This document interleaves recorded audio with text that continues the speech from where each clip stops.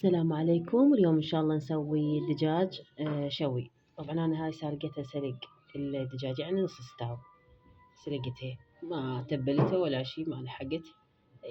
صارت شغلة بعد ما لحقت، قلت خلنا أسلقها أجربها. وحضرت وياها صلصة، هيدا حضرها معجون الطماطم والثوم وبصل أخضر، خليت بس العروق اللون الأخضر، ودبس الرمان إن شاء الله عندنا، وداير مداير أخلي الدجاجة شو اسمه طماطم. هسه أول شي نحضر الصلصة. طبعا عندنا هذا الثوم، الثوم،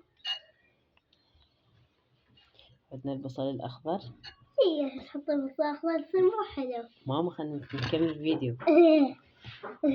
طبعا هذا ابني حشش علي، وهذا دبس الرمان. هسه نخلطها سوية، وراح أضيف لها زيت شوية.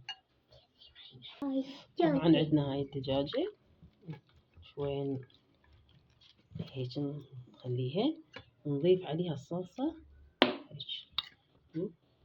هاي الصلصة كلش طيبة، تتكون من الثوم والبصل ودبس الرمان والمعجون. وخليها بالفرن، إذا عندش تنور خليها بالتنور، عندش فرن خليها بالفرن، كيفك انت حسب اللي عندش متوفر بالبيت. أنا طبعا راح أخليها، عندي تنور كهربائي، اليوم ما راح أخليها بالغاز، خليها على الكهرباء.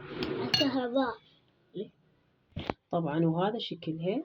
هسه راح أخليها بالتنور الكهربائي، هشوفوها إن شاء الله ونراويكم التقديم.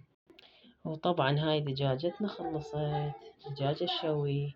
طبعا لازم هي تحترق لين وياها الطماطم والمعجون، وهاي الصلصات لازم شوية تحترق، بس شوفوها، شوفوا هاي سووها وجربوها وعلقولي واشتركوا على قناتي، وألف عافية.